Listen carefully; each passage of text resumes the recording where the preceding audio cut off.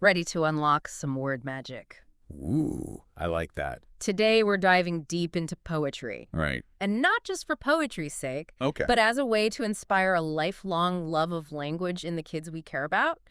We're tapping into Poetry 101 for this, Okay. which has some really great insights into how to make poetry accessible to kids. Yeah, and one of the things I love about this source is that it reminds us that poetry, it's already there. Right. It's already woven into a child's world. Exactly. We're just helping them to kind of see it and enjoy it on a new level. It's like giving them a new lens to look at something that's already familiar. Exactly. So the source talks about poetry being like this magic box of words. What do they mean by that? Well, I think what they're getting at is this idea that poetry takes ordinary language Right. and makes it extraordinary. Okay.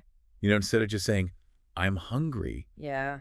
a child could say, my tummy feels like a hungry dragon roaring for a feast. Whoa. It's the same need, Right.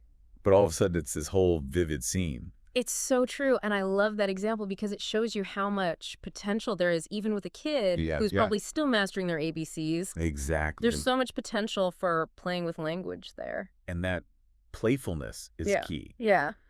because we often overcomplicate poetry as adults. We do. But for a kindergartner, Right. it's just about making words pretty or exciting. I love that definition. Yeah, It's something they can really get behind. Absolutely. And it reminds us, too, that poetry isn't this separate, intimidating thing. We're already surrounded by it. I mean, think about nursery rhymes, Yes. Dr. Seuss books. Oh, yeah. Even those catchy jingles that get stuck in your head. All the time. Those are all using poetry. They are. And you know what? Those jingles are a great example because Yeah. they might not be, winning any literary awards, Right. but they're using rhyme and rhythm in a way that sticks with us. Totally, That yeah. makes us remember things. Yeah. Kids just grasp onto that. It's true. It's like we're sneaking in those foundational language skills Yeah. without anyone even realizing it. Absolutely. So once we start noticing these everyday instances of poetry, Mm-hmm. what happens then? Well, I think the world just kind of opens up a little bit more because you begin to see how those little moments of rhyme or rhythm, Yeah. those turns of phrase that catch your ear. They're actually doing a lot of work. How so? They're making the ordinary more memorable, more interesting. It's like you suddenly have X-ray vision Yes. for language. I love that. You're seeing the poetry embedded in everything. Yes. And once you see it, you can start to appreciate how all those little building blocks work together. Absolutely. And that's where, understanding things like rhyme comes in. Okay. Because it's just inherently pleasing to the ear. It is. And like we said, kids pick up on it so easily. Oh, yeah. Those cat and hat rhymes Yeah. that, we take for granted. Right. It's like little light bulbs going off in a child's brain. And they love to chime in with those rhyming words. They Like they're already little poets without realizing it. Exactly. So we've got rhyme as one of those tools in the toolbox.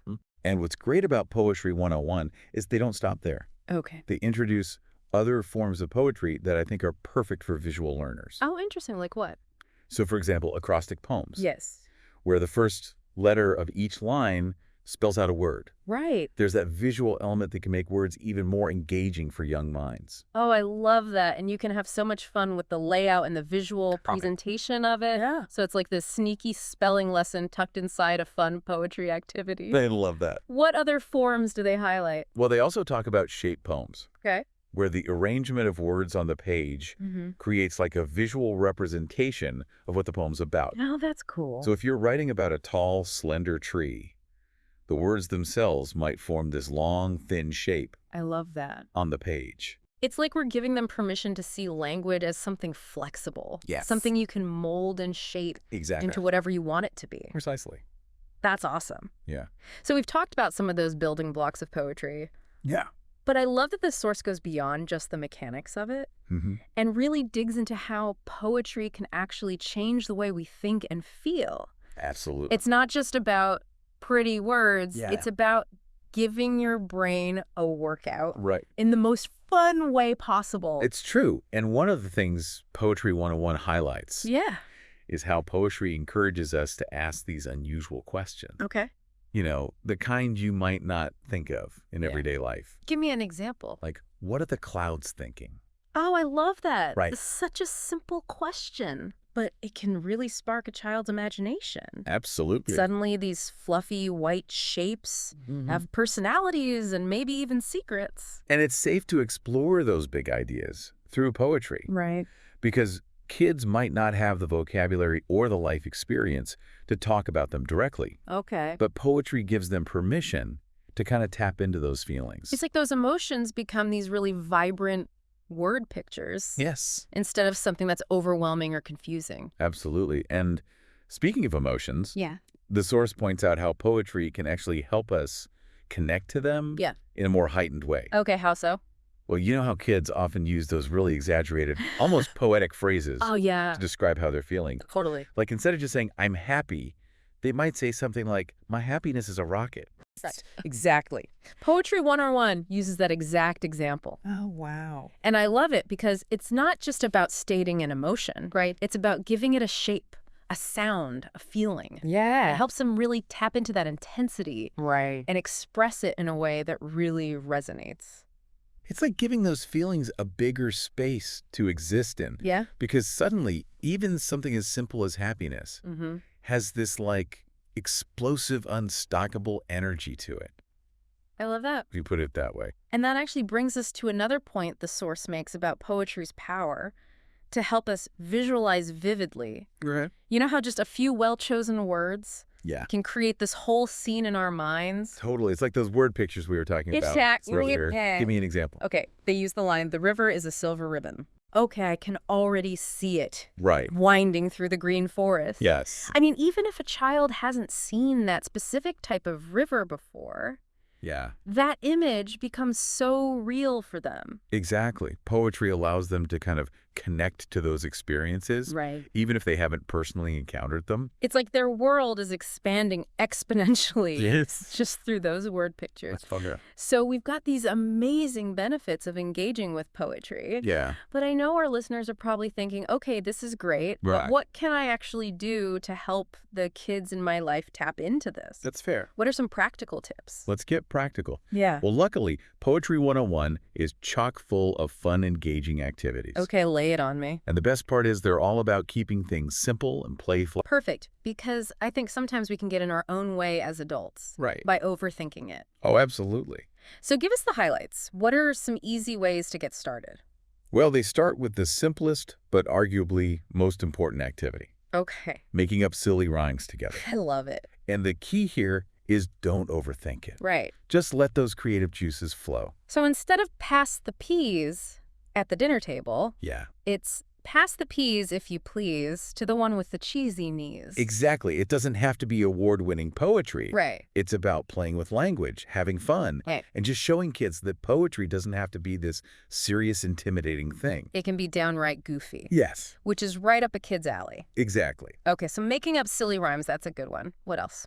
Another great one is describing a favorite toy in a poetic way, Oh, I love that. because it encourages kids to pay close attention to detail, Yeah. use their senses, Mm-hmm. and really flex those descriptive muscles. So instead of my teddy bear is brown and fluffy. Right, my teddy bear, a cloud of brown with button eyes that gaze down softer than a summer breeze. He whispers secrets in the trees. Yes, exactly. You got it? I can just picture kids coming up with the most imaginative descriptions Oh, they totally would. for their toys. And it helps them see that potential for poetry in those everyday objects. Right. It doesn't have to be about these fancy words or big concepts. Yeah. It's about finding that extraordinary in the ordinary. Exactly. Love it. Okay. I need to hear more. What else? What other activities can I be pulling out of my back pocket? All right. This is one of my favorites. Okay. The poetry jar. Okay. I'm picturing a mason jar glitter optional, Of course. but I'm not sure how it works with poetry. So it's incredibly simple, but so effective. Okay. You fill the jar with slips of paper. Mm-hmm. Each one has a word or a phrase written on it. Okay. And each day, you just pick out a few at random. Yeah. And then you use those words or phrases as building blocks I love that. to create a poem together. So it's like a mini creative challenge every day. Yes. And it takes the pressure off of trying to come up with this whole poem. Exactly. Wonderful. And it's a fantastic way to introduce new vocabulary, Well, yeah. explore different themes, and just encourage that collaboration. I love it. Okay, so we're not just giving our listeners the tools to appreciate poetry. Right. We're giving them the tools to create it. Exactly. And the key takeaway here is that Once you start thinking in this more playful, poetic way, Yeah. the world itself just becomes your inspiration. That's such a beautiful thought. And, this Source Poetry 101 has given us so many great reminders that poetry isn't this highbrow concept. It's already all around us. It is. We just need to help kids tune in. Yes, and engage with it on their own terms. Exactly, because it's not about forcing kids to analyze iambic pentameter. Right. It's about letting them experience the joy of language firsthand. Absolutely. It's like we're saying, hey, language is your playground. Yes. Go have some fun with it. I love that. And then who knows, maybe those silly rhymes and those imaginative descriptions that they come up with today will spark this lifelong passion That's the hope. for writing, for storytelling, for just looking at the world through a more creative lens. That's the dream. So as we wrap up this deep dive into the magic of poetry, let's remember it's not just about the words on the page. Yeah. It's about the way that those words make us feel, Absolutely. the ways they help us see the world differently, Yes. and the creative potential that they unlock within us. Beautifully said.